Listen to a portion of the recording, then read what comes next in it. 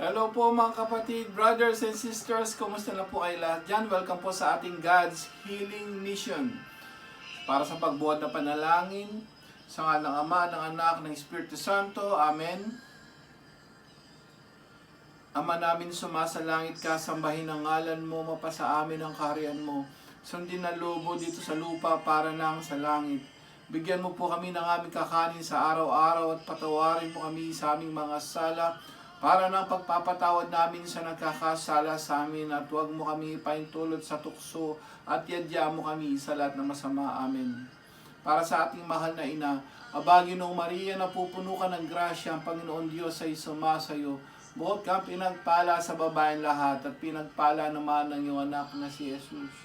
Santa Maria, Ina ng Diyos, ipanalangin mo kaming makasalanan ngayon at kung kami mamamatay. Amen.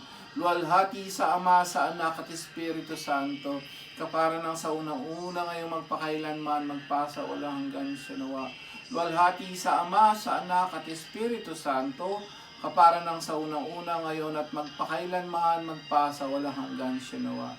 Sabay-sabay po tayong lahat. Luwalhati sa Ama, sa Anak at Espiritu Santo, kapara ng sa unang-una ngayon at magpakailanman, magpasa walang hanggan siya nawa.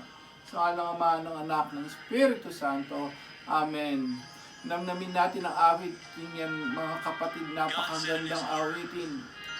Heal us, O Lord, sa mga nangyayari ngayon sa buong mundo. Yes, He's a healing God. Sa lahat ng may karamdaman, tawagin niyo na yung makamag-anak niyong may karamdaman.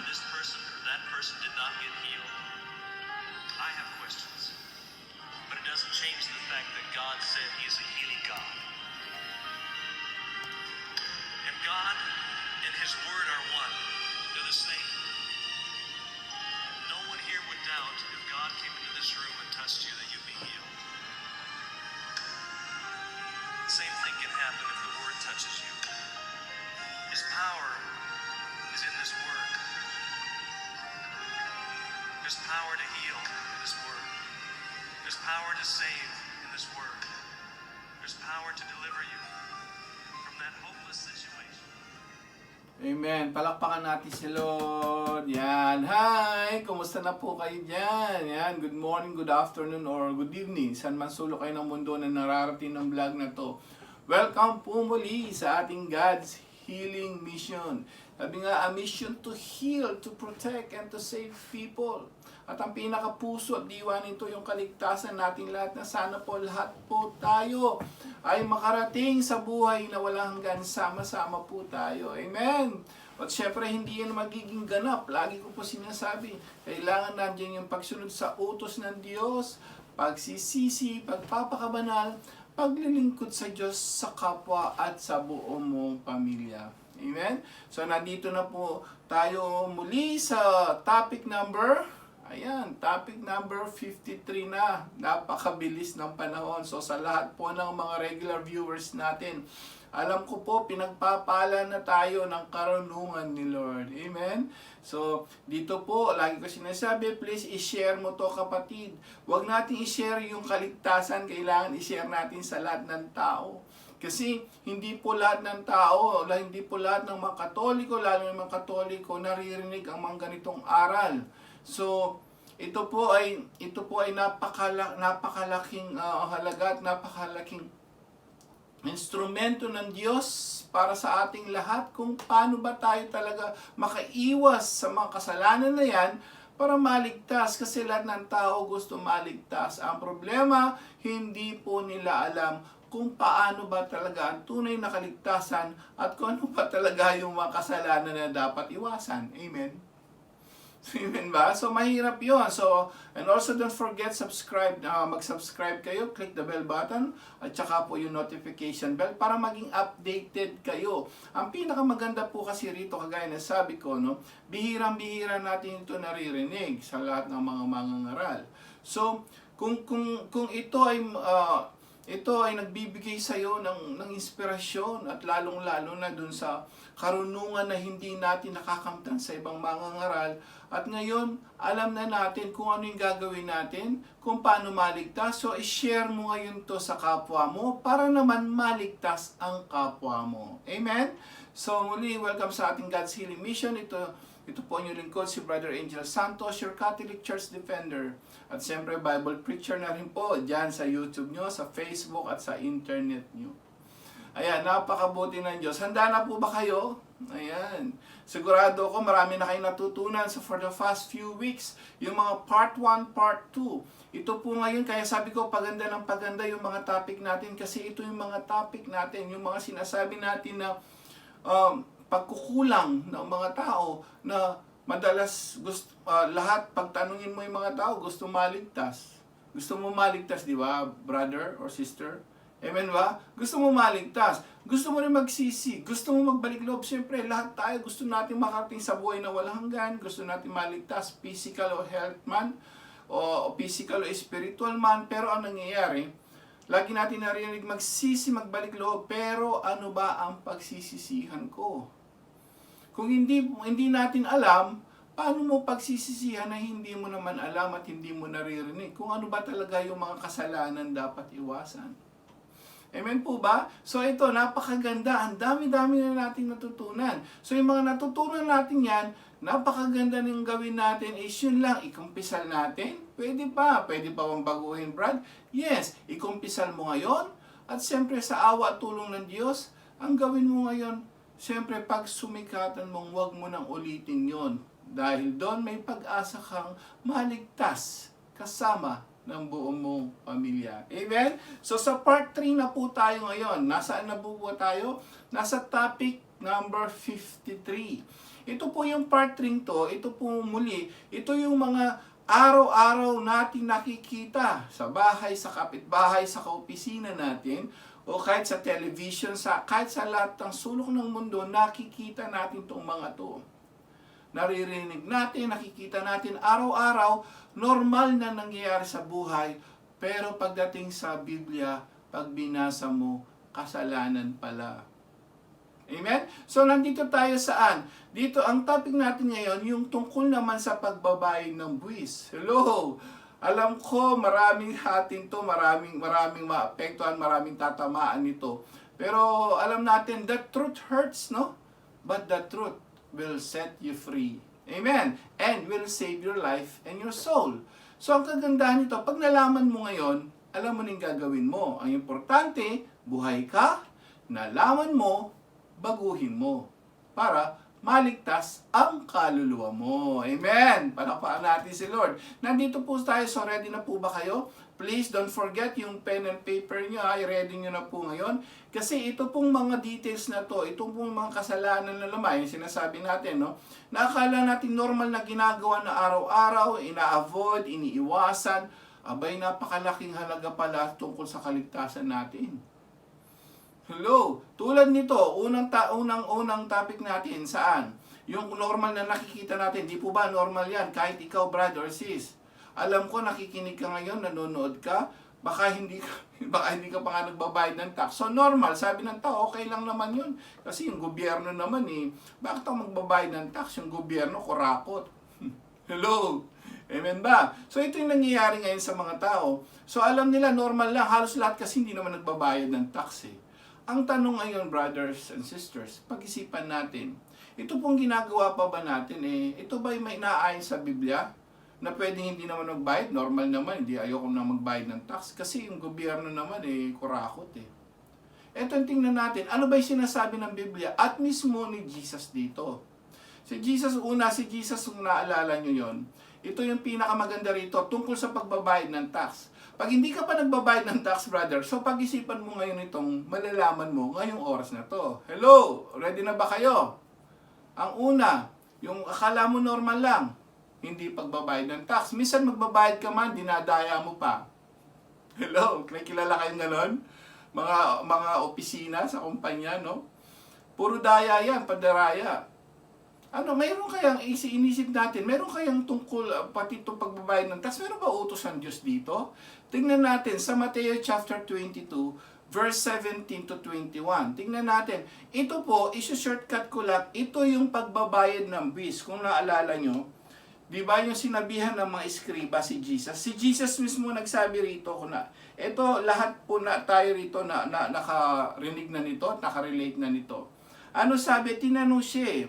Sabi rito, umalis ang mga Pariseo at pinag-usapan kung paano nila masisilo si Jesus sa kanyang pananalita. Ito po yan ha, mga Pariseo, tinanong si Jesus. Ano sabi rito? Ibaba natin. So ito po 15 to 21. Sabi rito, eksaktong-eksakto rito, sabi niya, Guro, nalalaman namin kayo tapat at tinuturo ninyo ang buong katotohanan, ang ibig ng Diyos na gawin ng mga tao. Wala kayong pinangingilinan sapagkat pareho ang pagtingin ninyo sa tao. Ayan, sinusubukan si Jesus. Ano po ang palagay ninyo? Naayon ba sa kautusan na bumuwis sa Cesar o hindi? Tinanong, ayan po, word for word, buwis. Naayon ba magbayad ng buwis kay Cesar? Si Cesar po, alam natin yan. Sila po hindi hanggang ngayon, nung araw na yun, nung panahon na yun, hindi sila naniniwala kay Jesus. So tinatanong sila. So ngayon, dahil nga siya ay anak ng Diyos at pakikita niya ngayon, kailangan ba dito sa tao sa mundo? Ano sabi ni Jesus? Malinaw po. Uulitin ko yung tanong. Sabi rito, naayon ba sa kautusan ng bumuwis sa Cesar o hindi? Sabi ni dito, ngunit batid ni Jesus ang kanilang masamang layon, kaya't sinabi niya, kayong mapag-imbabaw, bakit ibig niyo akong siluin? Akin ang salaping pambuwis at siya binigyan nila ng 1 denaryo. Kaninong larawan at pangalan ang nakaukit dito? Tanong ni Jesus. Sa Cesar po, tugon nila. At sinabi niya sa kanila, word for word, sabi ni Jesus, kung gayon, ibigay ninyo sa Cesar ang kay Cesar at sa Diyos ang sa Diyos. Namangha sila ng marinig ito at sila'y umalis. Ang salita ng Diyos. Salamat sa Diyos. Palakpakan po natin sa Lord. Ayan. Alam natin to, sabi ni Jesus. So, ito nga yung problema. Brad, di ba lagi natin sinasabi, baka yan lang naman eh. Mayroon pa bang iba na utos, ha? Ito po, word for word. Utos na dapat magbayad ng buwis. Another verse tayo, chapter. May sinabi ba yung si San Pablo? Tingnan natin kung mayroon pang ibang kautusan tungkol sa pagbabayad ng buwis. Sabi ko nga, please i-share mo to kapatid. Napakaganda. Sabi nga, yung never heard nyo ng mga aral ng Biblia, dito malalaman nyo.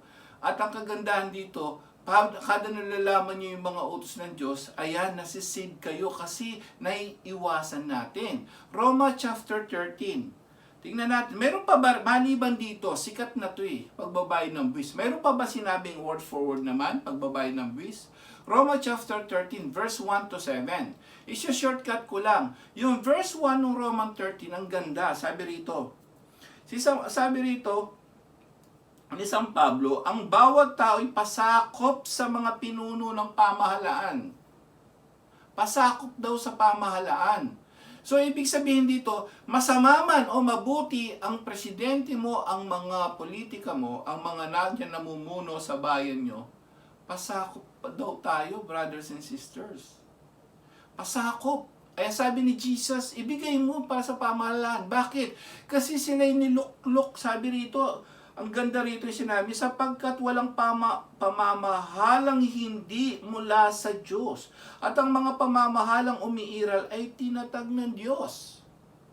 Verse 1. So, paano yung masama? Ang importante, brother, yung sinasabi ng Biblia. Sumunod ka. Ano ba sinasabi ngayon ni San Pablo? Ibaba natin sa 7. Ano sabi rito? Ibigay ninyo sa bawat isa ang nararapat sa kanya. Magbayad kayo ng buwis. Word for word na naman po, kapatid. Hello. Magbayad kayo ng buwis sa kinauukulan. Gumalang sa nararapat igalang at parangalan ang dapat parangalan. Ang salita ng Diyos. Salamat sa Diyos. Palakpakan natin si Lord. Ayan, napakalinaw, kapatid. Magbayad daw tayo ng buwis. Maraming mga tao, kala normal lang yan. Hindi na kailangan magbayad ng buwis. Normal lang. Lahat ng tao ginagawa yan. Ang tanong, may utos ba ang Diyos dito? Si Jesus po na maghuhukom sa atin. Siya nagsabi, ibigay mo ang nararapat sa pamahalaan. Bakit naman isipin natin, kahit kurakot, ang mga government officials, bakit kailangan pa? Common sense lang, hindi na kailangan ng karunungan. Kapag hindi mo binigay yung tax na yan, paano sila makakatulong sa mga mahihirap? Paano gagawa ng mga eskwelahan? Paano matutulong sa mga disaster program nila? Amen? Nagets niyo po yun? Kasi ang purpose dito, kung gumawa man ng kasalanan ng government official natin, siya ang mananagot sa Diyos. At least ikaw, ginawa mo yung inuutos ng Diyos sa Biblia. Yun ang mahalaga rito eh.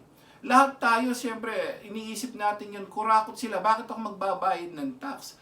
Ang importante, inuutos, magbayad ka ng buwis dahil yung mga disaster program nila, yung mga calamity funds, doon manggagaling po sa mga nagugutom. Yun ang dahilan doon. Kung kurakutin man nila, kasalanan na nila sa Diyos yun. At least ikaw, kapatid, ngayon alam mo na, magbayad ka na, pag-isipan mo kung paano, at least nakasunod ka. Ligtas ka. Amen! Palakpakan natin si Lord. Ayan.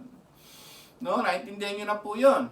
Normal lang nakikita natin. Eto naman, mga normal na nakikita mo. Lahat ng tao ngayon, ang dami-daming tao nasa bahay. Ayaw magsimba. Yan na naman. Maraming pwedeng nagsasabi, ay wag na, hindi ka. Magdasal na lang ako dito sa kwarto. Amen? Tingnan uli natin. Ito, narinig na natin dati, pero kailangan nating i-review. Okay? Para ma-refresh sa tao. Normal lang ba? Akala natin normal lang, hindi na magsimba kasi nananalangin naman akong diretso sa Diyos. Ano sabi rito? Maliwanag. Lucas 22:19. Okay, maliwanag po. Sabi rito. Tignan natin.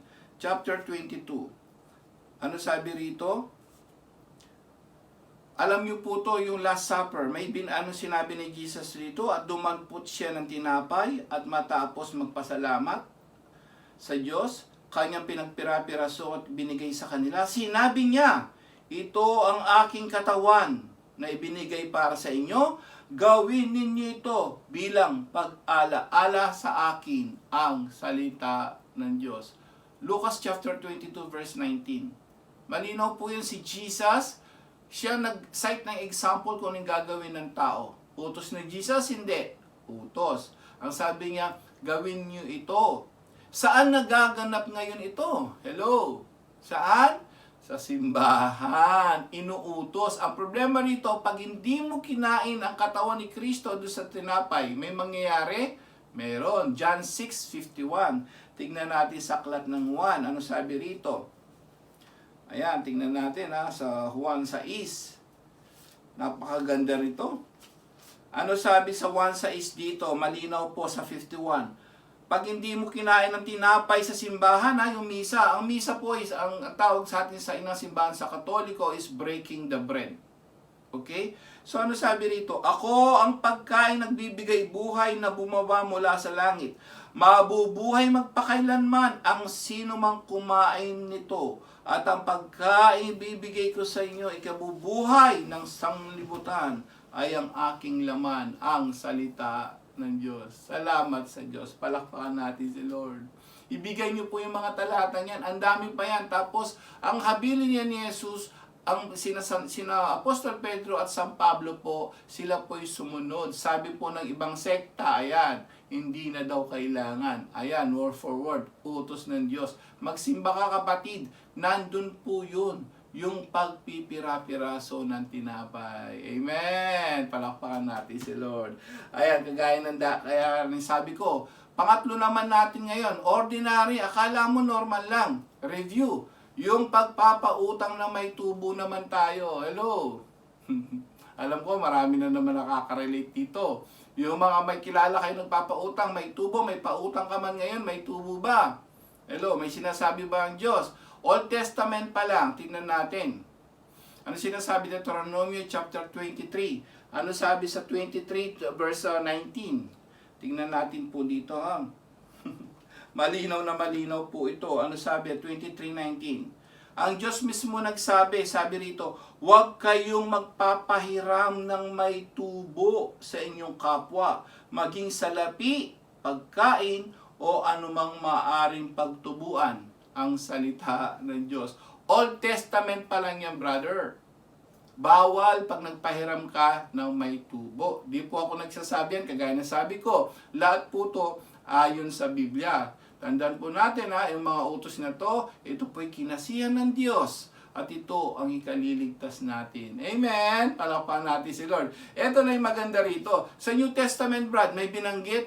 Yes. Si San Juan Bautista mismo na nagbautismo kay Jesus nagsabi. Tingnan natin. Naku, magugulat kayo rito. Lucas chapter 3, verse 12 to 13. Uulitin ko. Lucas chapter 3, verse 12 to 13. Napakalinaw na sinabi mismo ni San Juan. Nung siya ay nagbabautismo na, tinanong siya, ano sabi? Sabi rito sa 12, dumating din ang mga publikano upang pabautismo at itinanong sila sa kanya. Nagtanong po yung mga nagpapabautismo, Guro, ano po ang dapat namin gawin? Sumagot siya, ayan, pakinggan niyo po to word for word. Si San Juan Bautista po mismo nagsabi huwag kayong sumingil ng higit sa dapat singilin ang salita ng Diyos. Salamat ng Diyos sa Diyos. Palakpakan natin si Lord. Ayan. Makinig ang may pangdinig. Malinaw po. Huwag kayong sumingil sa dapat singilin. Huwag magpapatubo daw. Hindi po ko nagsabi yan ang Biblia. Salamat na laman natin ngayon. At mababago natin ang buhay natin. Amen ba? Ayan. So the good news is lagi sinasabi, may good news lagi. Nalaman mo, baguhin natin, may pag-asa pa tayo maligtas. Amen? Palakpakan natin si Lord. Ayan. Ano pa ba? Mga normal. Ayan, kala natin normal yan, no? Pautang lang naman ako, natural, magpatubo. Normal. Pero sabi ng Biblia, dapat wag magpapatubo. Ayan na. Ano pa? Ayan na, yung mga sinatawag natin naman ulitin natin to, ni-review natin. Pamahiin, lucky charm, feng shui, ayan, yung bawal magwalis sa paggabi. Mawawala ang swerte. Hello. Naalala yung mga ganyan na pamahiin. Di ba? Talagang ang dami niyan, mga pamahiin. Huwag mong, pagka may kinakasal, bawal i-try yung pangkasal ng babae at sa lalaki, bawal, hindi matutuloy ang kasal. Pamahiin, lucky charm, feng shui, ayan. Mayroon ba sa Biblia yan? Deuteronomio chapter, natin to Biblia po tayo, hindi po ako nag-uusga ayon sa Biblia. Deuteronomio chapter 18, verse 10 to 12. Ang tingnan nyo po yung dating Biblia. Napakaganda rito. I-check nyo yung dating Biblia, word for word siya pamahiin. Ito po i-review lang natin mga kapatid, brothers and sisters. Sabi ko, i-share mo to sa mga kapatid natin na mga Katoliko na alam natin. May mga Buddha pa dyan, may mga pusa sila. Lucky charm, feng shui, kung ano-ano pa. Basa, Deuteronomio chapter 23, malinaw to, or chapter 18 verse 10 to 12. Malinaw na malinaw dating Biblia. Ang Diyos ang sabi rito, huwag makakasumpong sa inyo ng sino mang nagpaparaan sa apoy ng kanyang mga anak, manghuhula, o nagmamasid ng mga pamahiin. Ang salita ng Diyos. Salamat sa Diyos. Bakit daw? Sapagkat sino mang gumagawa ng mga bagay na ito ay karumal-dumal sa Diyos. Ang salita ng Diyos. Masama o hindi? Masama po. Kasi mahal tayo ng Diyos, iniiwas niya tayo dito sa mga kasalanan na yan kasi gusto nga tayong maligtas. Kasi kung ano nung ginagawa ng mga tao, may Diyos na sila, may mga feng shui pa. Hello! May Diyos na naglikha ng lahat ng bagay dito sa mundo. Bakit kailangan mo pa yung pamahiin? Amen. Review lang po ito yung dati nating topic Nire-review ko lang po, iniisa-isa natin. Ito yung mga akala ng iba normal. Lalo na yung nakamiss din sa video, baka hindi nila alam. Ayan, malinaw po. I-share mo to sa kapatid sa mga mahilig sa feng shui, mahilig kung anong lucky charm, horoscope. Naku, Diyos ko. Mga pamahiin na yan hanggang ngayon galing sa mga ninuno na turo ng tao. Malinaw po. Bawal na bawal ng Biblia yan. Manalig ka sa Diyos. Tandaan po natin, for with God, nothing is impossible. Amen? Palakpakan natin ni Lord. Anong pa? Ayan na naman. Kagaya na sabi ko, i-review uli natin itong dati. Ito naman yung ordinary natin nakikita. Hello? May kilala ba kayo rito na may karelasyon, lalaki sa lalaki, babae sa babae? Review lang po ito ha. I-review natin kasi ito yung tinatawag nating mga ginagawa ng mga tao nakala normal lang. Baka na-miss nyo yung video yung to. Ito yung sa mga LGBT nating kapatid, mga mahal nating kapatid, mga mahal namin kayo mga kapatid. Walang problema sa pagiging bakla o tomboy. Ang magiging problema, pakikipagtalik sa kapwa lalaki, pakikipagtalik sa kapwa babae. Normal lang ba yon? Nakikita natin araw-araw? Meron ba sinasabi ng Biblia? Yung word for word na pinagbabawal ng Diyos. Tingnan natin ha. Leviticus chapter 18 verse 22. Uulitin ko, Leviticus chapter 18 verse 22. Old Testament pa lang, nung unang panahon pa lang, ang Diyos mismo ang nagsabi rito, ang nag-utos. Ano sabi rito? Huwag kang sisiping sa kapwa mo lalaki ng tulad sa isang babae. Yan ay karumal-dumal ang salita ng Diyos. Salamat sa Diyos. I-share mo to kapatid kung may kilala ka. Yung mga nakikiapid sa lalaki at babae, akala nila normal lang po yun. Sabi ko nga, mahirap ba na-inlove na sa kapwa lalaki, na-inlove sa kapwa babae? Mahirap bang alisin? Siyempre, kasi na-inlove ka eh. Ang problema rito, isipin po natin, ano ba yung mahalaga ngayon? Minsan, alam niyo po, sa dami ng mga batas ng Biblia, batas ng Diyos, minsan iniisip ng mga tao, mahirap daw, napakahirap maging Kristiyano, napakahirap magpakabanal. Pero mo, tatanggalin mo yung pinakamahalagang parte ng buhay mo, yung partner mo. Pero alam mo, tandaan mo kapatid, pakinggan nyo po ito lahat po kayo na nandyan. Isipin natin lahat to. Minsan sa buhay, mayroong kang dapang i-give up. Amen? Masakit man yan, i-give up mo kapatid. Bakit? Kasi mayroon pang mas higit na ibibigay sa iyo ang Diyos. Amen? Palakpakan natin si Lord. Hindi kasi naisip ng ibang tao yun eh. No? Naku, paano yan? I-give up ko to. Magbabayad ako ng tax, hindi ako nagbabayad. Naku, itong partner ko, mahal na mahal ko eh. Itong number 2 ko, mahal na mahal ko eh. Itong trabaho ko rito masama sa prostitute, hostess o kung ano man. Masama ito, ayokong alisin eh. Kasi nag-i-enjoy ako. Itong problema, Brad. Paano kung naabutan ka diyan? Ang pinag-uusapan natin dito, lagi ko sinasabi, ang God's healing mission is to heal people, to save. Paano kung nakamatayan mo yan, brother or sister? Saan ka pupunta? Narinig mo na ngayon, bawal pala yan. Hindi po yan normal. Hello. Bawal po. Bakit? Kaya siguro narinig mo ngayon to na i-share mo sa kapwa mo, lalo na yung gumagawa nito, may plano ang Diyos. Kasi mahal ka niya. Gusto ka niyang iligtas. Amen? Palakpakan natin si Lord. Uulitin ko yung sinabi ko kanina. Mahirap mang i-give up ang isang bagay. Tandaan mo, ang isipin mo, pagkatapos mong give up yun, yung bang pag-give up sa kasalanan na yan, mayroon bang idudulot ng mabuti? Yes, pinakamahalagang kabutihan. Ano yon? Magiging mabuti kang tao at maliligtas ka kasama ng buong pamilya mo sa kabilang buhay. Amen? Palakpakan natin si Lord. Ayan. So, walang masama. Kayang pigilin mga to, kayang alisin para sa Diyos? Yes. Kasi ang pinag-uusapan dito, yung kabilang buhay. Temporary lang lahat yan eh. Amen?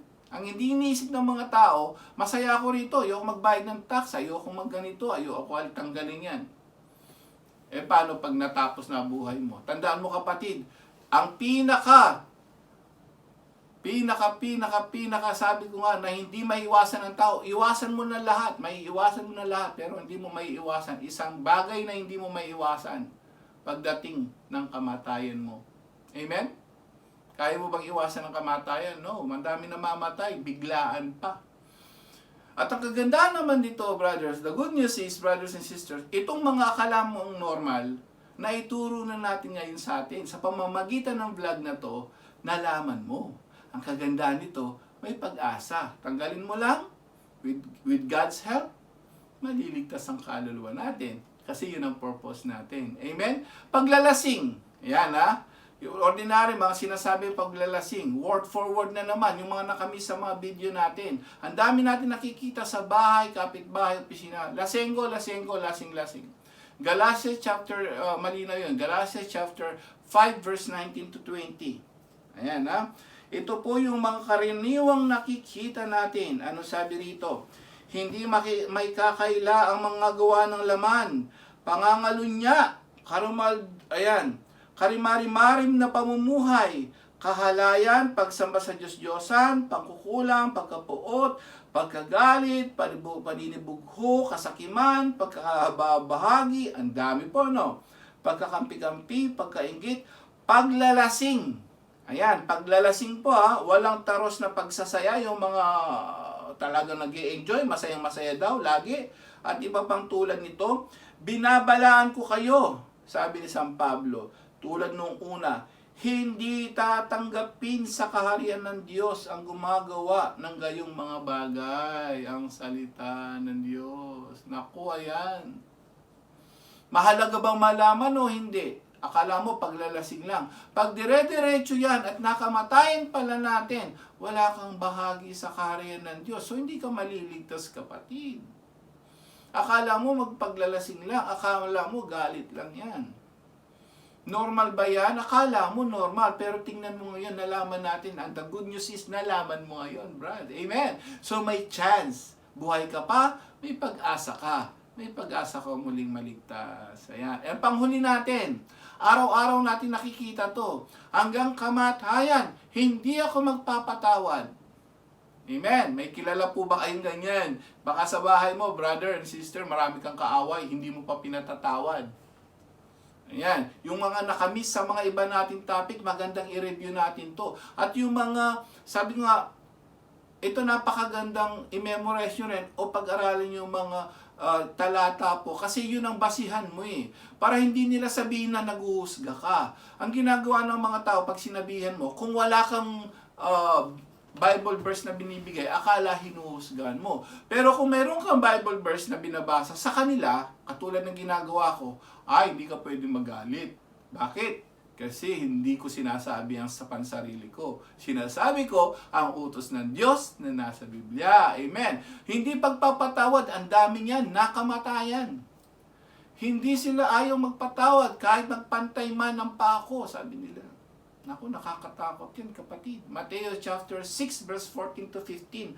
Malinaw na malinaw po to, si Jesus ang nagsabi sa mga ayaw magpatawad. Kung may kagalit ka, brothers and sisters, tayo tinatawag ka ni Lord, palambutin mo na ang puso mo. Mag-move on ka na. Forgive. Bakit? Si Jesus mismo ang nagsabi rito, Mateo chapter 6 verse 14 to 15, i-share mo lahat ng mga verse na yan sa mga may kagalit, may kaaway na ayaw magpatawad. Jesus said, sapagkat kung pinatawad ninyo ang mga nagkakasala sa inyo, patatawarin din kayo ng inyong amang nasa langit. Ngunit, kung hindi ninyo pinatatawad ang mga nagkakasala sa inyo, hindi rin kayo patatawarin ng inyong Ama. Ang salita ng Diyos. Salamat sa Diyos. Palakpan po natin si Lord. Ayan, no? Napakalinaw po, Kapag hindi ka nagpatawad sa mga kagalit mo, sa mga kaaway mo, hindi ka patatawarin ng Ama. Huwag ka nang umasang patawarin ka pa ng Ama. Napakahalaga nito. Akalain natin ito ng mga lahat ng ito from 1 to part 1, part 2, part 3. Akala natin lahat ng mga ito normal yan. Napansin nyo, nasa Biblia, kasalanan o hindi? Kasalanan pala, brother. Pero the good news is, lagi ko sinasabi, laging may good news. The good news is, siyempre, yung salita ng Diyos ay good news. Amen? Ang salita ng Diyos ay good news, and the good news is, mahal ka ng Diyos. Narinig mo ngayon yan, na akala natin normal lang, kasalanan pala. Narinig natin ngayon. Kaya sabi ko, hindi pwede natin sarilinin to, brothers and sisters. Kaya ako po, na ngayon nalalaman ko, hindi ko sinasarilin Hindi ko pwedeng sasarilinin ko lang lahat ang manalaman ko. Kasi kailangan i-share ko ang kaligtasan dahil gusto ko maligtas ang maraming tao. Amen? So kung gusto mo maraming maligtas, i-share mo to. Kasi ito po ay, sabi nga, hindi lang naman physical Spiritual na kagalingan din to. Kagaya mamaya po, may healing tayo. So, tandaan mo kapatid, ang vlog na to is healing. Healing, pagpapatawad, healing sa physical na karamdaman, at the same time, yung spiritual healing natin. Pagpapatawad din sa kasalanan natin, pagpatawad dun sa mga kapwang nakagalit mo, nakaaway mo, at pagpapatawad din ng Diyos sa mga kasalanan natin para tayo ay makarating sa buhay na walang hanggan. Amen! Palakpakan natin si Lord. May natutunan. Ayan. Sabi nga, napakabuti ng Diyos. Salamat. Hindi ito aksidente. Kaya binigyan ng pagkakataon, kaya ka nandyan ngayon sa video, brothers or sisters. Kasi may plano ang Diyos sa iyo. Mahal na mahal ka niya. Gustong-gusto ka niyang maligtas kasama ng buong pamilya mo. Amen? Dumako na po tayo sa healing prayer. Kagaya na sabi ko, God's healing mission is a healing. Physically. Okay? Physically and spiritually. May pag-asa pa kapatid. Ipikit mo ang mata mo ngayong oras na to. Napakaganda ng mga nalaman natin. Ngayon nalaman mo yung mga parang normal lang. Akala mo normal lang, ngayon nalaman mo. Pag pwede pa, yes, pagsisisihan natin, ikumpisan natin lahat sa Diyos yan at sa mga kaparian. May pag-asa pa kapatid, may pag-asa pa tayo maligtas. Kung abutan man tayo ng kamatayan, anong oras, handa ka na kapatid. Dahil mahal na mahal ka ng Diyos, gusto ka niyang maligtas. Lord, nandito po ang aming mga kapatid. Kung ano man ang nagawa namin kasalanan sa lahat ng mga natutunan namin, maraming salamat, Lord. Kung ano man ang kasalanan pa namin nagagawa sa mga binabanggit na yan, Lord, patawarin mo kami kung nagagawa namin ang lahat ng mga yan. Patawarin mo nasa ang mga nanonood namin viewers ngayon, Lord. Patawarin mo sila, patawarin mo kami lahat. Linisin mo ang aming puso sa mga kasalanan yan na akala namin normal lang. Ngayon pala napakalaking kasalanan, wala kaming bahagi sa kaharian ng Diyos. Patawarin mo kami sa lahat ng mga pagkakasala namin nagawa, Lord. Lahat ng mga natutunan namin, salamat natutunan namin. Linisin mo aming puso at kaluluwa ngayong oras na to.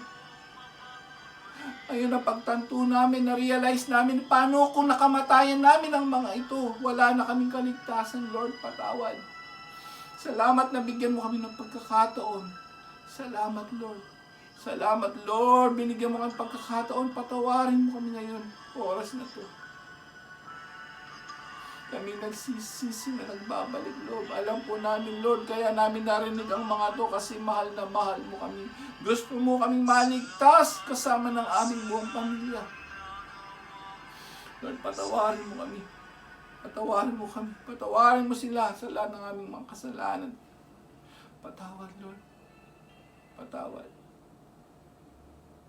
Tandaan mo kapatid, kahit saan pwede kang humingi ng tawad sa Diyos at lalong-lalo na sa kaparian natin. Ikumpisal mo yan para masigurado ka. Magkumpisal ka lang. Nandyan ang Diyos, nandyan ang mga lingkod niya, hinihintay ka ng Diyos para magbago, para maligtas. Dumako na po tayo sa healing prayer naman. Tawagin na lahat may karamdaman, physical man na spiritual, ang mga kasalanan niya na nagagawa nila, mga hindi nagpapatawad, mga lasenggo, mga nagpapautang ng 5, 6, ayan, mga hindi nagsisimba, mga ayan na, mga hindi nagbabayad ng tamang tax, tamang buwis. Lord, nandito po sila. Ilagay mo ang kanang kamay mo sa ulo. At ang kalawang kamay sa may karamdaman at ang physical o spiritual, ihilingin mo na sa Diyos ngayon ang lahat ng hikahilingan mo. Lord, nandito po ang aming mga kapatid. Linisin mo kanilang puso at kaluluwa para maging karapat-dapat sa kanilang kagalingan. Sa pagpapala na pagkakaloob ng banal na Espiritu ngayong oras na to, kami nananalig na anampalataya. Mahal mo kami, nandito ka ngayon.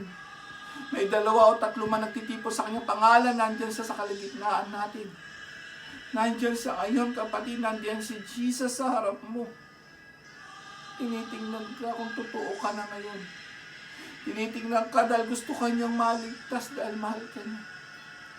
Basbasan mo sila, Lord, kung anumang kahilingan nila sa mga kamag-anak nila. Iligtas mo sa COVID-19. Iligtas mo sa kapahamakan. Bigyan ng mahabang buhay at buhay na walang hanggan ang lahat ng mga kamag-anak nila. Daluyan mo ng banal na espiritu magmula ulong hanggang talampakan. Pagalingin mo sila sa kanilang mga karamdaman, O Lord. Nandito po sila. Gamitin mo ang kamay ko, gamitin mo ang video niyan. Gamitin mo ang cellphone niyan para sila gumaling sa physical o spiritual man ng karamdaman. Kami nananalig sa iyo.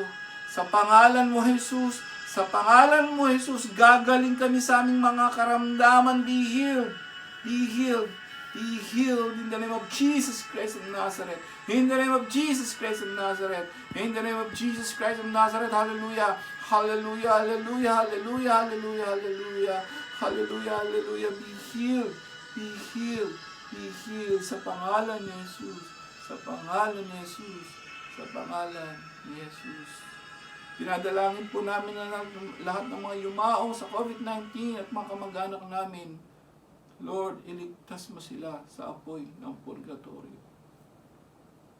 Ayan, may naramdaman ka ba ngayong oras na to, brothers and sisters? Totoo po. Totoo, nagpapagaling ang Diyos. Physical man o spiritual.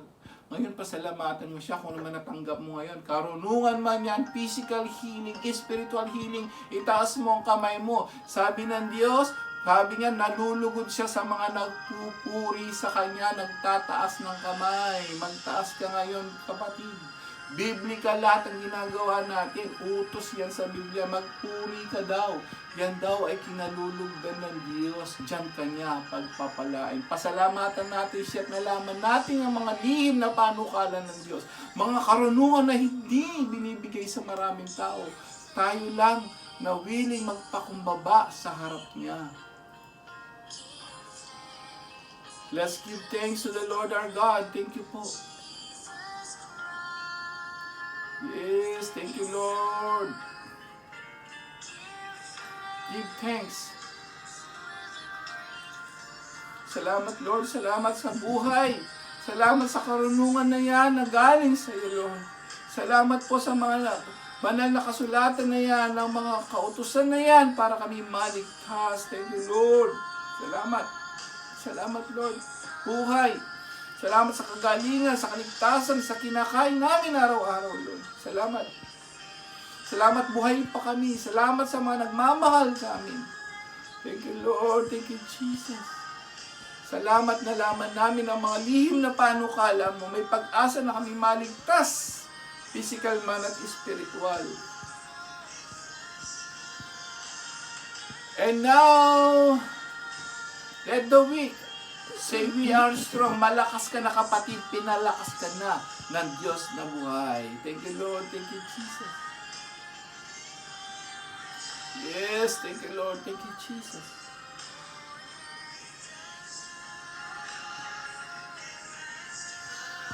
Yes.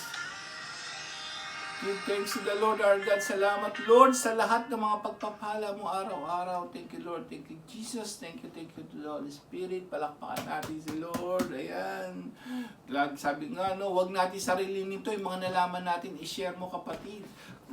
Kahit sa anumang paraan, maging liwanag ka ng sanlibutan. Amen. Ngayon, sino ang gustong maligtas? Ang mga kamag-anak. Hello. Ayan. Diba, lagi tayo nagbibigay ng bonus verse. Lahat po yan, nasa Biblia ha. Maniwala kayo, totoo yan. Gusto mo bang maligtas sa mga kamag-anak mo? Ano sabi ni San Pablo ang ginagawa niya? Unang Corinto chapter 9 verse 22. Pakinggan niyo po ito, napakaganda na sinabi niya rito ha. Chapter 9 verse 22, napakaganda ng binanggit niya rito. Sabi rito, ayan, napakaganda. Anong sabi niya rito? Sandali, tingnan po natin dito, mas maganda. Ayan, maliwanag po, sabi rito, ako'y nakibagay sa lahat ng tao upang ang ilan man lamang ay maligtas ko kahit sa anong paraan. Ang salita ng Diyos. Salamat sa Diyos. Palakpakan natin si Lord. Ayan. Itong anong paraan mo? Iligtas mo sila. I-share mo to. Mag-subscribe ka. Yun ang paraan kung paano mo sila maligtas. Simple lang. Pindot lang. Share mo lang. Aba, kaluluwa na ang naililigtas mo. Amen! Sa ngalan ng Ama, ng Anak, ng Espiritu Santo. Amen! Don't forget to subscribe, click on the bell button and the notification para lagi kayong updated. Napakaganda ng mga talakayan natin. Amen! God bless us all! See you on the next vlog!